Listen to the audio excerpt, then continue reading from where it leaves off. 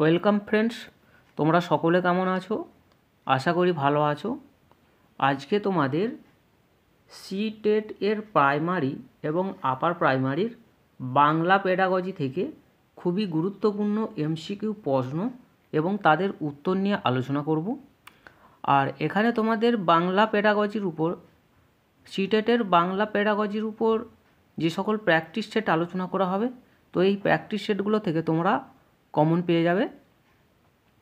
আর তোমাদের সিটেটের বাংলা পেডাগজির জন্য এই চ্যানেলে একটা আলাদা প্লেলিস্ট তৈরি করা আছে। সেই প্লেলিস্টটার নাম হলো সিটেট বেঙ্গলি পেডাগজি। তো সেই পেডাগজি থেকে তোমরা সমস্ত প্রকার ভিডিওগুলো দেখে নিতে পারবে। তো চ্যানেলে নতুন হয়ে থাকলে চ্যানেলটিকে সাবস্ক্রাইব করে দিও এবং ভিডিওটি ভালো লাগলে লাইক, শেয়ার এবং কমেন্ট করে দিও।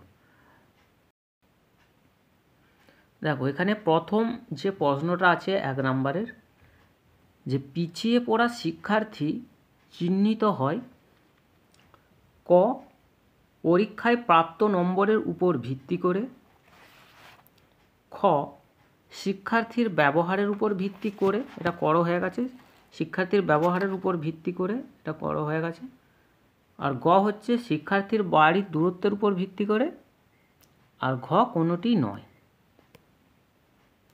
তো পিছিয়ে পড়া শিক্ষার্থী চিহ্নিত হয়, এই প্রশ্নের সঠিক উত্তর হচ্ছে ক। ক হচ্ছে পরীক্ষায় প্রাপ্ত নম্বরের উপর ভিত্তি করে, পরীক্ষায় প্রাপ্ত নম্বরের উপর ভিত্তি করে, ঠিক আছে, পরীক্ষায় প্রাপ্ত নম্বরের উপর ভিত্তি করে। 2 নম্বর প্রশ্ন,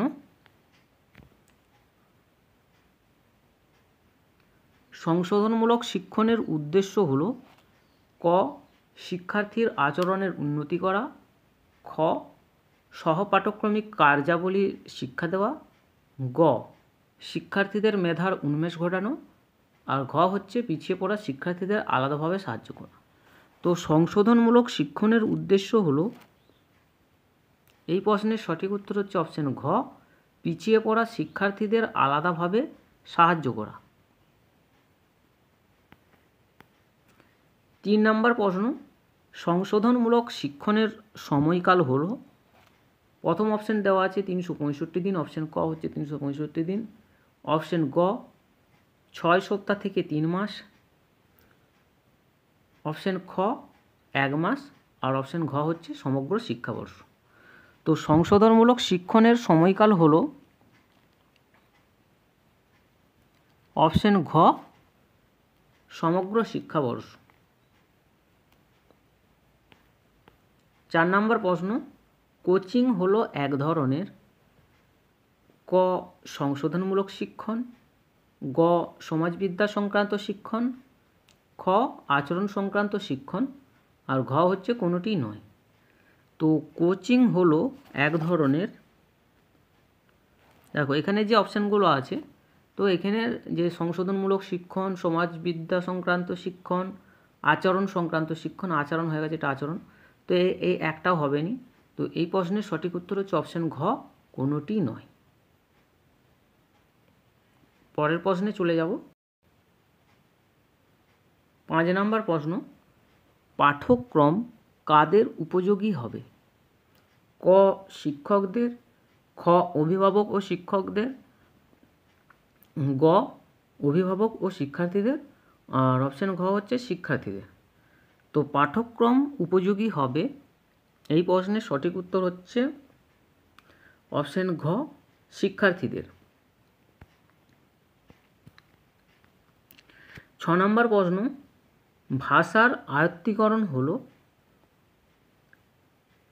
প্রথম অপশান একটি সচেতন প্রক্রিয়া, অপশান খ একটি নিয়ম সর্বস্ব প্রক্রিয়া, অপশান গ একটি অচেতন প্রক্রিয়া, আর অপশান ঘ হচ্ছে একটি স্বাভাবিক প্রক্রিয়া।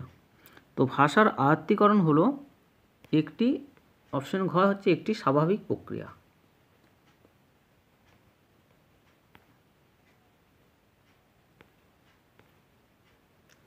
7 নম্বর প্রশ্ন, সংশোধনমূলক শিক্ষণ কাদের জন্য?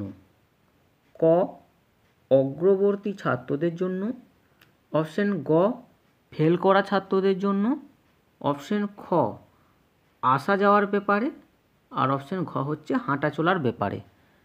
তো সংশোধনমূলক শিক্ষণ কাদের জন্য, এই প্রশ্নের সঠিক উত্তর হলো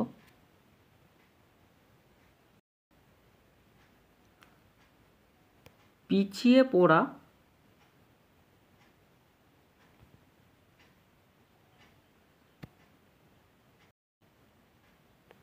এই প্রশ্নের সঠিক উত্তর হচ্ছে এখানে যে অপশানগুলো দেওয়া আছে, ক অগ্রবর্তী ছাত্রদের জন্য, গ ফেল করা ছাত্রদের জন্য, খ আসা যাওয়ার ব্যাপারে, আর খ হচ্ছে হাঁটা চলার ব্যাপারে। তো এখানে যে অপশানগুলো দেওয়া আছে এই অপশানগুলো একটাও ঠিক নয়। তো এই প্রশ্নের সঠিক উত্তর হচ্ছে পিছিয়ে পড়া ছাত্রদের জন্য। যে অপশানটা তোমার এইখানে দেওয়া আছে এটা হেরফের হয়ে গেছে।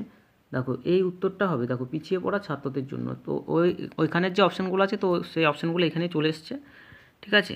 তাহলে সংশোধনমূলক শিক্ষণ কাদের জন্য, না সংশোধনমূলক শিক্ষণ হচ্ছে পিছিয়ে পড়া ছাত্রদের জন্য, ঠিক আছে। তাহলে এই প্রশ্নের সঠিক উত্তর কি দাঁড়ালো, না পিছিয়ে পড়া ছাত্রদের জন্য। 8 নম্বর প্রশ্ন, মোটামুটি এরা কী ব্যাপারে পিছিয়ে থাকে, মানে এখানে হচ্ছে পিছিয়ে পড়া ছাত্রদের কথা বলেছে।